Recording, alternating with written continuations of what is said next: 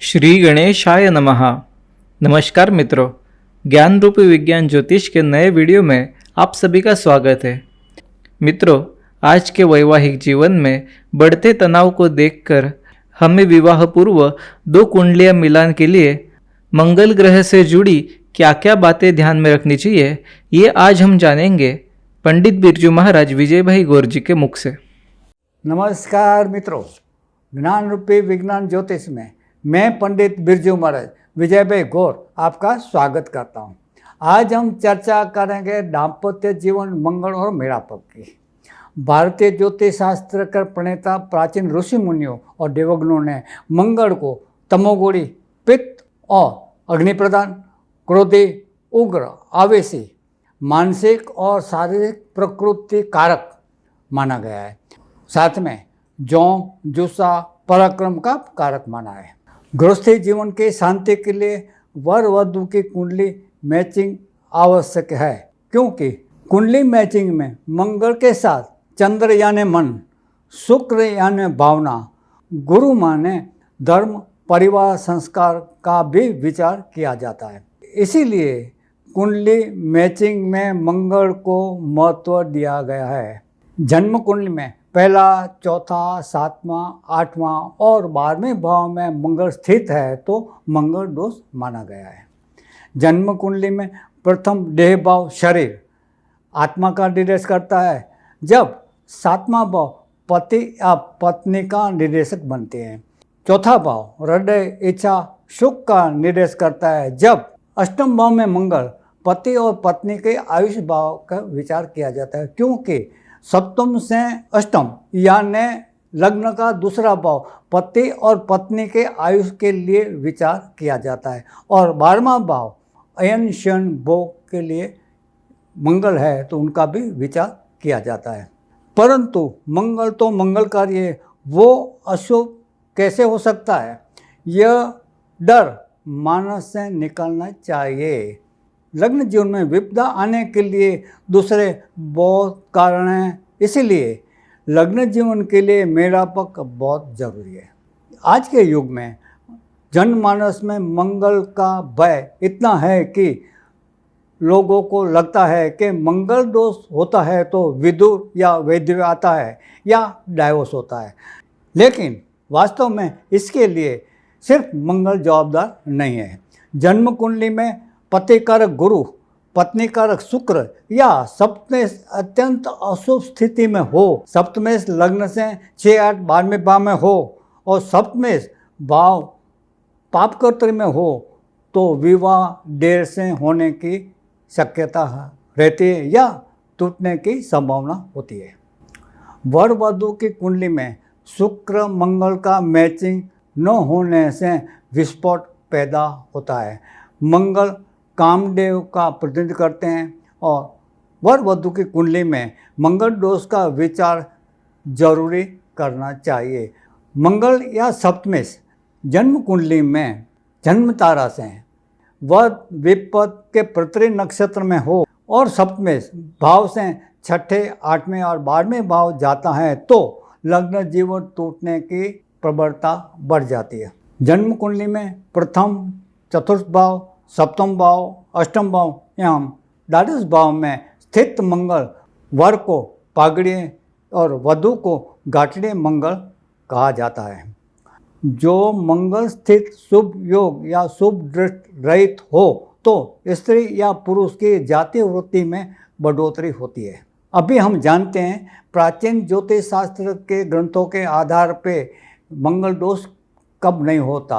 लग्न में मेष राशि, चतुर्थ में वृश्चिक राशि, सप्तम में मीन राशि, अष्टम में कुंभ राशि, द्वादश भाव में धनु राशि का मंगल दोष करता माना गया नहीं है। गुरु और मंगल की युति हो तो मंगल दोष का नाश होता है।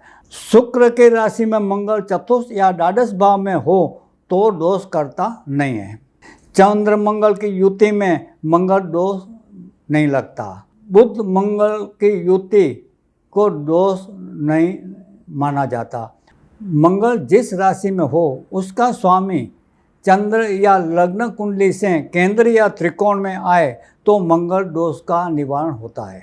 मगर मित्रों, जन्म कुंडली में चंद्र नक्षत्र से ये मित्र, अधिमित्र, संपत, साधक नक्षत्र में और सेम नक्षत्र तो मंगल दोष लो जरूर होता है। मगर यही भावों में मंगल है तो वध विपद के प्रत्यंतरी नक्षत्र जन्म तारा चक्र से कुंडली में है तो मंगल दोष माना जाता है, मंगल दोष का निवारण नहीं होगा। एक पॉइंट थोड़ा याद रखना चाहिए। अभी हम जानते हैं कि प्रबल मंगल दोष कब जाना जाता है।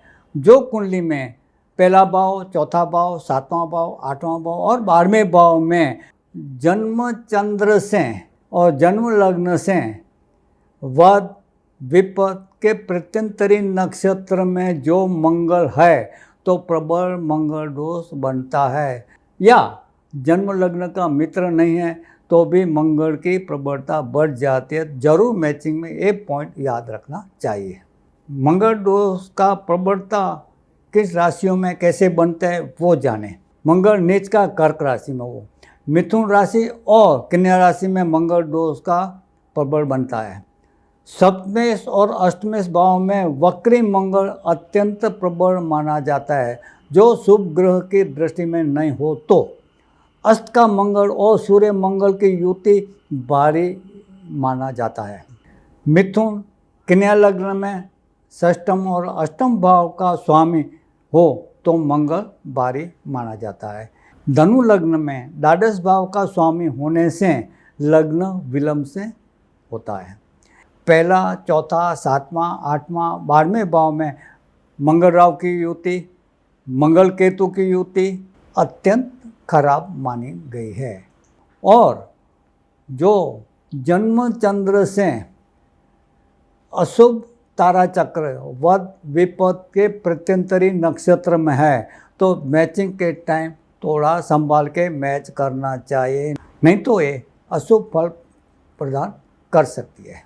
मंगल का संबंध कैसे होता है वो जाने। 1, 4, 7, 8 और 12 भाव में मंगल दोष है, मगर जन्म चंद्र और जन्म लग्न का मित्र है या तो जन्म चंद्र से संपत, शेम, मित्र, अधिमित्र, साधक नक्षत्र में है तो मंगल दोष मुक्त बन सकता है। मंगल लो हो जाता है, मंगल दोष कम हो जाता है, मंगल की तीव्रता बहुत कम हो जाती है और मैचिंग होती है तो उस कर सकते हैं। और उपरोक्त राशियों में बताया है उसमें ये नियम लागू नहीं होता है।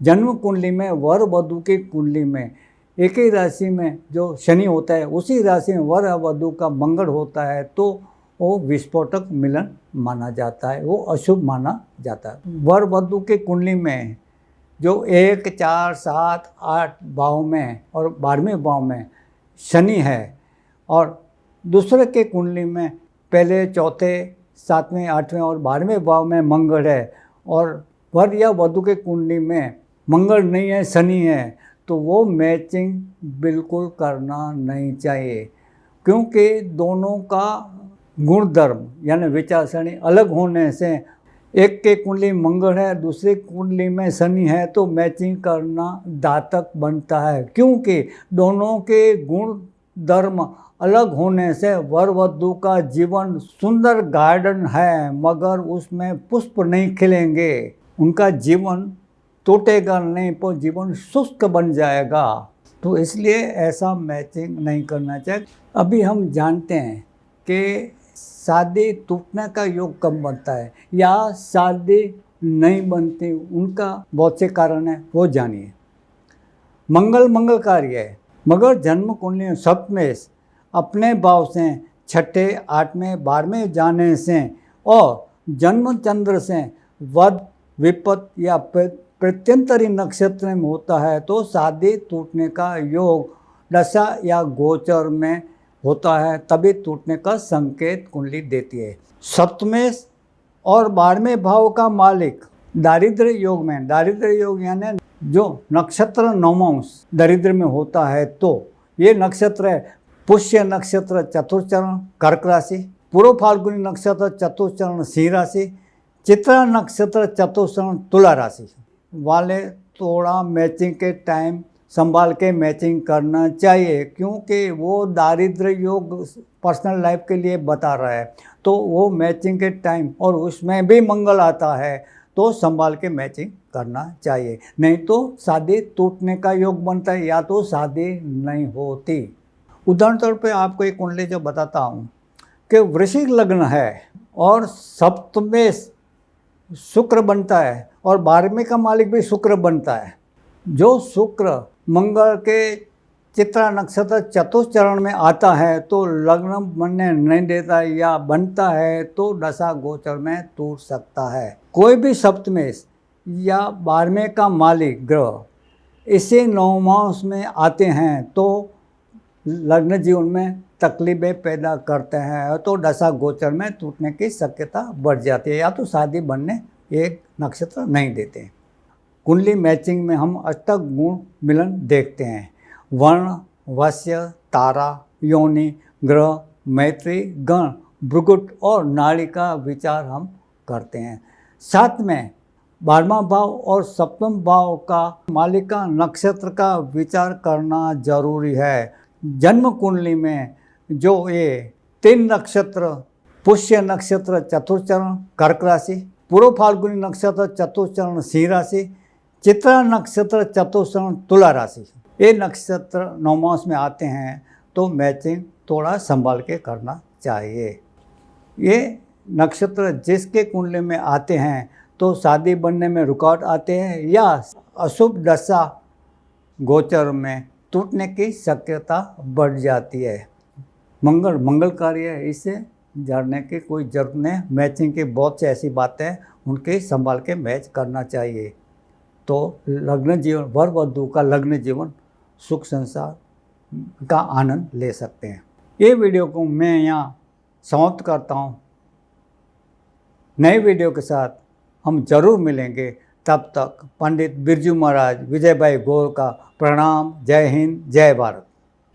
तो मित्रों, आशा करते हैं आज का वीडियो बहुत पसंद आया हो। आपकी प्रतिक्रिया कमेंट बॉक्स में हमें ज़रूर बताएं और इस वीडियो को लाइक करके अपने दोस्तों के साथ शेयर भी कीजिए। हम जल्द ही मिलेंगे नए वीडियो में। तब तक आप सभी को नमस्कार। जय हिंद, जय भारत।